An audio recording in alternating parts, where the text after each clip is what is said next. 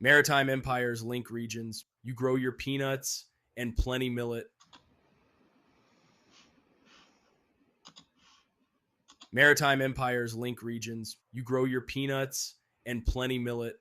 The king sets a hand on everything and says it is not yours anymore. In the deepest of your sleep, the king beats his drum and says, "Wake up, you are not free anymore." Dash dash anonymous West African griot storyteller song. Essential question: how were the empires of European states established between 1450 to 1750, and what economic and labor systems fueled them? European nations, driven largely by political, religious, and economic rivalries, established new maritime empires and administered trading posts in Asia and Africa and colonies in the Americas. Asian trade frequently exchanged silver and gold for luxury goods such as silk and spices, while newly developed colonial economies in the Americas often depended on agriculture. American plantations relied on existing labor systems and also introduced new labor systems. Among these were indentured servitude, arrangements through which servants contracted to work for a specified period of years in exchange for passage. Another was chattel slavery, a system in which individuals were considered as property to be bought and sold. The appalling shock of free people being seized and enslaved is captured in the griot storyteller song of the West African Wolof people. The growth of the plantation economy increased the demand for slaves in the Americas, leading to significant demographic, social, and cultural changes, state building, and empire expansion. The explorations of European states, see topic 4.2, were the foundation of maritime empires. States claimed lands and established the basis of an empire in the areas they explored. Trading posts in Africa and Asia. Certain regions of East and West Africa were the targets of European conquest during the late 15th century. Portuguese ruler Prince Henry the Navigator was keenly interested in navigational technology. See topic 4.2. He financed expeditions along Africa's Atlantic coast and around the Cape of Good Hope, exploring African coastal communities before other European powers. With the cooperation of local rulers, first Portuguese and then other European traders set up trading posts along Africa's coasts. Some local rulers traded slaves to the Europeans in exchange for gunpowder and cannons, giving those coastal governments a military advantage when battling neighboring villages. Some African city states grew wealthy by selling enslaved Africans to Europeans. In particular, the kingdom of Dahomey grew stronger because it raided other villages to enslave people and sold them to European merchants. African states. In Central West Africa, Portuguese explorers, traders, and missionaries made inroads into the Congo and Benin kingdoms. Artwork from these societies bears signs of European as well as African cultural influences. As early as the 16th century, Benin artisans incorporated images of the European intruder into their carvings and sculptures. Yet the expansion of maritime trading networks supported the growth of some African states, including the Asante Empire and the Kingdom of the Congo. Their participation in trade led to an increase in their influence. In 1498, Portuguese explorer Vasco da Gama, see topic 4.1, invaded the Swahili city states of East Africa, most of which were thriving commercial centers in the Indian Ocean trade. The Portuguese took over trade in Kilwa, Mombasa, and other city states by sending heavily armed ships and building fortresses. This takeover threw the region into a devastating decline. Japan. Just as European states were expanding their trade networks, Japan was sharply restricting its networks. Japan had tolerated the first Portuguese and Dutch traders and missionaries in the mid 16th century. Thousands of Japanese converted to Christianity. Some Christians, intolerant of other faiths, destroyed Buddhist shrines. In response, in 1587, the Japanese government banned Christian worship services. Over the next 40 years, Japan took additional steps to persecute Christians and limit foreign influences. By the 1630s, the government had expelled nearly all foreigners, banned most foreign books, and prohibited Japanese people from traveling abroad. For more than 2 centuries, Japan was partially isolated from the rest of the world. They allowed some Dutch merchants to live on a small island in Nagasaki Harbor in almost total seclusion. In addition, Japan continued some trade with the Chinese, mostly carried out by regional lords who were far from the capital city with easy access by sea to Korea, Taiwan, and Okinawa. The Japanese thought that they were through with the uncouth Europeans. However, Europeans and Americans would return in the mid 19th century. China. After the voyages of Zheng He in the 15th century, the Ming dynasty tried to limit outside influence on China by restricting trade. The Maritime Empires link regions 219 Ming prohibited private foreign trade, destroyed some dockyards, limited the size of ships that could be built, and began reconstructing the Great Wall. These changes were part of a broader pattern of conservatism under the Ming to undo the influence of the Mongol Yuan dynasty that ruled China before them. For example, the Ming re-emphasized the importance of Confucianism and reinvigorated the traditional exam system. Many of the limits on trade were eventually reversed, and China resumed its important role in global trade. European rivalries on five continents, European rivalries fueled by political, economic, and religious motives shaped the expansion of empires. Several powers established trading posts in India. The British East India Company had begun a commercial relationship with the Mughal Empire in the 17th century.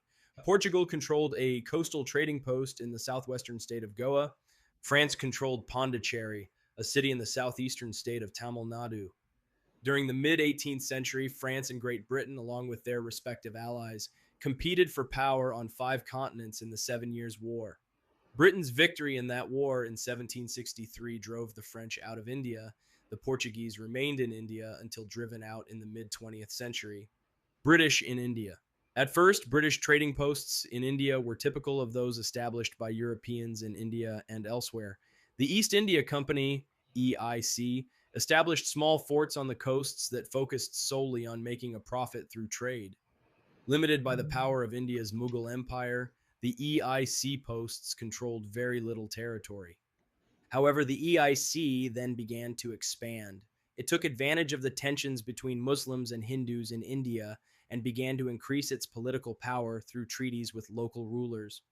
With the help of European trained Indian private forces called sepoys, the East India Company moved inland, spreading its influence. Ultimately, Britain intervened in India politically and militarily to such an extent that it controlled much of the subcontinent, the British Global Network. The British also set up trading posts in West Africa, where the Asante Empire limited their impact. Trading posts in Africa, India, and elsewhere paved the way for globalization. Each post became a node, an intersection of multiple points serving as a trade center for goods from many parts of the world. Europeans in the Americas. Before the arrival of Europeans in the late 15th century, the Aztec Empire in Mexico and the Inca Empire in South America each included 10 million to 15 million people. However, the spread of European diseases caused their populations to plummet. Both empires collapsed quickly when attacked by Spanish forces. In Mexico, helped by groups that the Aztecs had conquered, Cortez's forces overthrew the Aztec by 1521 and established the colony of New Spain. The Spaniards melted down the Aztecs' treasures and sent the gold back home. They destroyed Tenochtitlan and built their own capital, Mexico City, on its ruins. In the Andes of South America, Francisco Pizarro and his crew attacked the Inca and captured their ruler, Atahualpa. Pizarro offered to release Atahualpa if the Inca would fill a large room with gold. The Inca complied. However, in 1533, the Spanish killed Atahualpa anyway. By 1572, the Spaniards had completed their conquest of the Inca Empire. Spain versus Portugal. In the Treaty of Tordesillas of 1494, Spain and Portugal divided the Americas between them. Spain reserved all lands to the west of a meridian that went through eastern South America. Portugal reserved all lands east of this line. This arrangement put Brazil under Portugal's rule, while Spain claimed the rest of the Americas. In addition to establishing colonies in Mesoamerica and South America, Spain explored other parts of North America, north of present-day Mexico. The explorer Pedro Menendez de Avilés established a fort in St. Augustine on the east coast of Florida in 1565, which became the oldest continuous settlement in what later became the United States. Spain would not be able to control all of North America, however, because the French, British, and Dutch later made claims and settlements there. France versus Britain, France and Britain continued to vie for dominance in North America. As British settlers moved into former Dutch territory in Upper New York, they began to form ties with the powerful Iroquois, who had been in conflict with the French over trade issues for decades. The British hoped that the Iroquois could frustrate French trade interests. Over time, the Iroquois began to realize that the British posed more of a threat than the French. In a shift of alliances, the Iroquois and French signed a peace treaty known as the Great Peace of Montreal in 1701. In the same war in which Britain drove France out of India, the British drove France out of Canada as well. The North American portion of this war is sometimes called the French and Indian War. Continuity and change in economic systems. Although the intensification of trade and the increasing influence of Europeans brought some disruption to the Indian Ocean trading networks, on the whole, the system absorbed the changes and continued its familiar ways of doing business. Merchants in the Indian Ocean networks were used to paying taxes and fees to states controlling sea lanes and ports and operated often through religious and ethnic ties. They did not use arms to protect their trade, and if the fees in one trading center became too high, they were free to move elsewhere. Europeans in the Indian Ocean trade. The Portuguese, however, arrived with superior naval forces, religious zeal, and a determination to profit from the increasingly diverse products being traded both from Asia to Europe and also within Asia. In addition to porcelain and silk from China, cloth from Gujarati weavers in Western India, agricultural goods from Java, and spices from many places created an abundant market for trade and profit.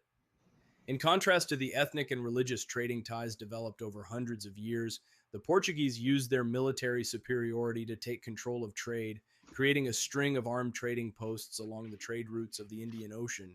In 1509, for example, the Portuguese had a decisive victory in the Battle of Diu in the Arabian Sea over the combined forces of Gujaratis, the Mamluks of Egypt, and the Zamorin of Calicut with the support of Venice, Portugal's European competitor. Despite the differences between the traditional trading networks and those controlled by European powers, merchants in the Indian Ocean trade networks continued as before in many ways, paying for the right to use certain ports or passageways and developing trade links through traditional networks. Spain and gold in the Americas. The Western European search for profit began with Columbus. On his first voyage, he was convinced that gold was plentiful on Hispaniola, the name he gave the island now occupied by Haiti and the Dominican Republic, but gold was sparse in the Caribbean. Desiring to return home with something valuable, Columbus and his crew kidnapped Tainos, indigenous peoples, and took them, enslaved, to Spain. In the early 1500s, the Spanish established a system called the encomienda to gain access to gold and other resources of the Americas. Encomenderos, or landowners, compelled indigenous people to work for them in exchange for food and shelter, as landowners required of serfs in Europe's manorial system. This coercive labor system was notorious for its brutality and harsh living conditions. The Spanish crown often granted land to conquistadores as a reward for their efforts. The hacienda system arose when landowners developed agriculture on their lands: wheat, fruit, vegetables, and sugar. They used coerced labor to work the fields. Silver. While gold did not yield riches for Spanish conquistadores, the discovery of silver in Mexico and Peru revived economic fortunes for both individual explorers and Spain. The use of mercury to separate silver from its ore increased the profitability of silver mining. By the end of the 16th century, the cities of Zacatecas in Mexico and especially Potosi in the Andes Mountains in modern day Peru became thriving centers of silver mining. For this industry to flourish, Spanish prospectors needed labor. The indigenous populations would do all but the most dangerous work in the mines. In response, Spanish authorities in Peru transformed the traditional Incan Mita system of labor obligation, in which young men were required to devote a certain amount of labor to public works projects, into a coerced labor system. Villages were compelled to send a percentage of their male population to do the dangerous work in the mines for a paltry wage. Silver and mercantilism. The silver trade not only made individual Spanish prospectors wealthy, it also strengthened the Spanish economy. European powers at the time were adopting mercantilism, an economic system that increased government control of the economy through high tariffs and the establishment of colonies, claimed lands settled by immigrants from the home country. In the case of Spain, the main purpose of the colonies in the Americas was to supply as much gold and silver as possible. Another way to increase national wealth, according to the mercantilist system, was for a colonizing country to export more than it imported. A percentage of overseas silver production went directly to the Spanish crown. The empire used this wealth to build up the military and establish foreign trade. Continuity and change in labor systems. Different regions and different economies use different labor systems. During this era, Europeans sought sources of inexpensive labor in the Americas. Western European countries such as Portugal, Spain, and England were developing their naval technology, but Portugal was ahead of the others.